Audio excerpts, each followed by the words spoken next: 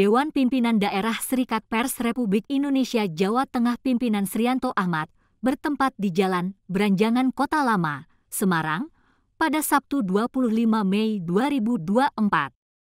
Menggelar halal bihalal yang dikemas dengan tema Temu Kangen Pasca Pemilu 14 Februari 2024. Yang dihadiri para awak media yang tergabung SPRI Jateng. Acara halal bihalal yang didesain dengan tata ruang yang asri santai yang termasuk wilayah cagar budaya Kota Semarang ini, para awak media terlihat penuh sukacita, canda dan tawa. Seperti terlihat saat Srianto Ahmad Ketua SPRI Jateng menyinggung soal gelombang protes atas rencana pemerintah merevisi Undang-Undang Nomor 32 Tahun 2002 tentang penyiaran yang ramai dibicarakan para insan media. Dalam benak para penggiat pers bertanya-tanya, bisakah Dewan Pers memperjuangkan profesionalisme, independensi demi tegaknya supremasi pers atau sebaliknya dari Dewan Pers sendiri melemahkan supremasi pers? Hal ini terbukti dengan adanya isu strategis regulasi pers tentang Perpres 32/2024 tentang Publisher Right, platform digital global, dualisme kompetensi jurnalistik, uji kompetensi dan sertifikasi jurnalistik.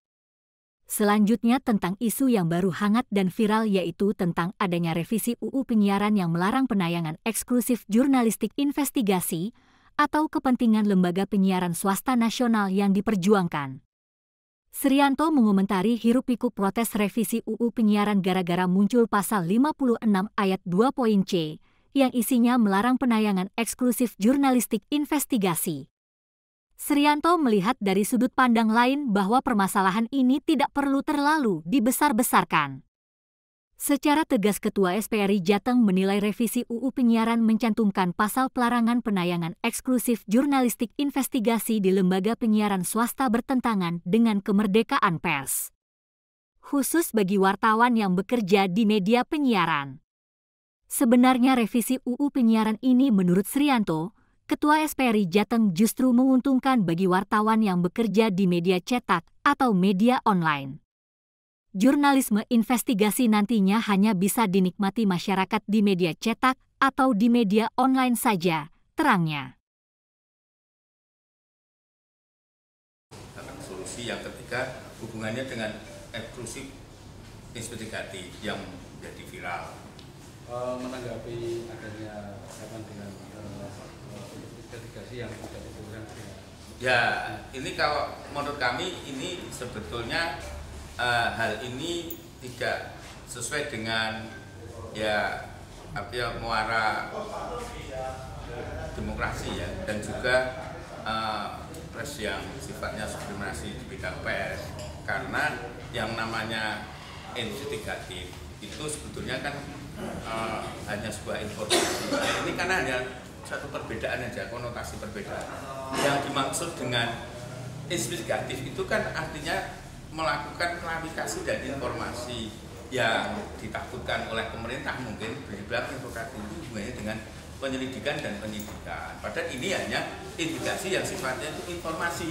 Seperti Undang-Undang Pers di pasal 6 itu kan berhak masyarakat tahu hubungannya kalau pers itu bagaimana menggunakan teknologi informasi itu untuk kepentingan publik.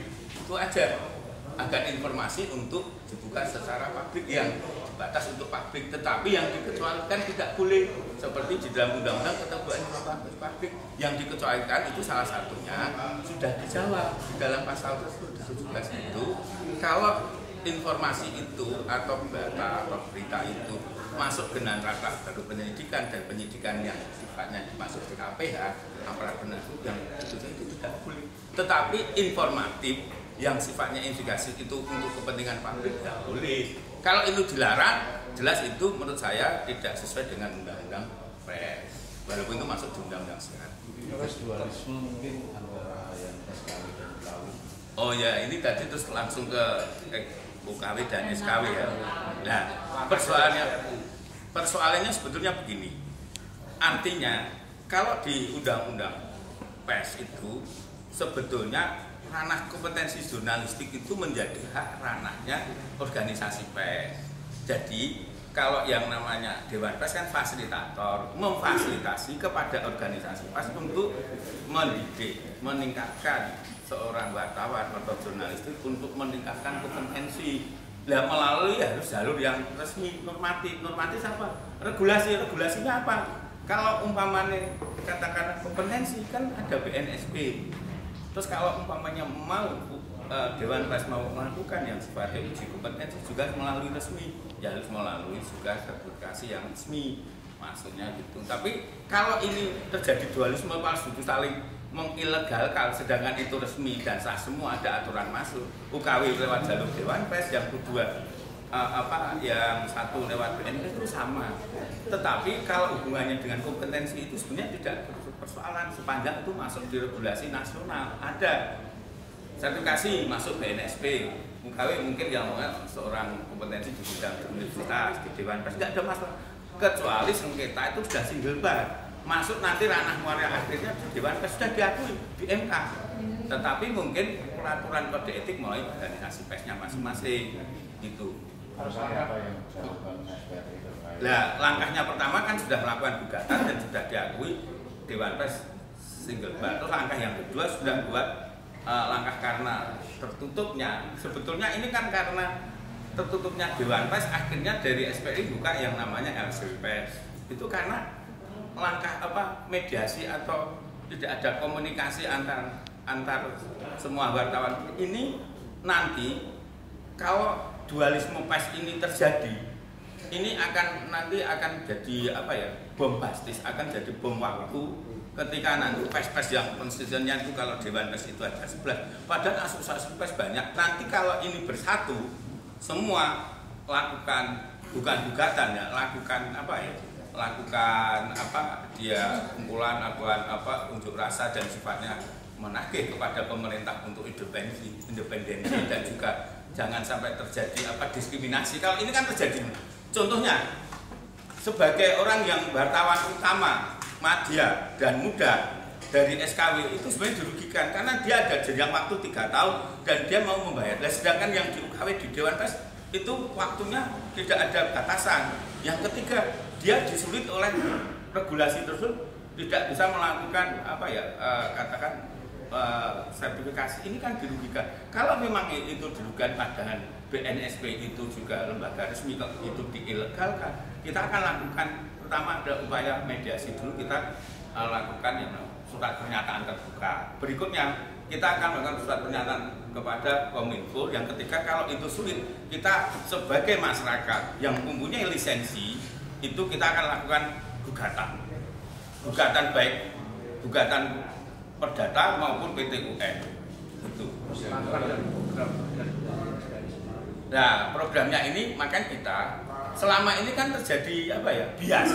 Selama ini rata-rata wartawan yang konstitusi Dewan Pers saja, yang media-media yang mainstream aja yang diakui pemerintah, karena media-media yang bukan mainstream ini belum bisa meningkatkan kualitasnya. Padahal sebetulnya kita sudah melakukan peningkatan kualitas, tapi kita belum melakukan action. Track actionnya belum ada. Mulai sekarang kita mau melakukan track action dengan cara apa?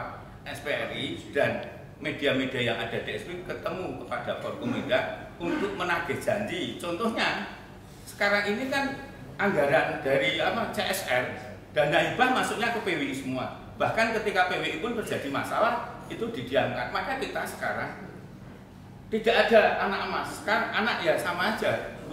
Apa bedanya PWI dengan SPRI? Kita nanti minta kepada Kominfo, kepada Ikadin, kepada pemerintah yang ada CSR-nya, kita minta untuk peningkatan kualitas jurnalistik itu. Sama, kita bersurat, tapi kita ketika meminta harus dibarengi dengan kualitas. Kalau sana minta butuh apa? Kualitas produksi film yang baik kita punya, tulisan jurnalistik yang baik kita punya, editor yang baik kita punya. Kalau kita mau bentuk yang sifatnya katakanlah untuk public speaking, kita bisa gitu loh. Apapun yang diminta bisa sesuai dengan keinginan pelanggan, apa kita mau bisa dibayar.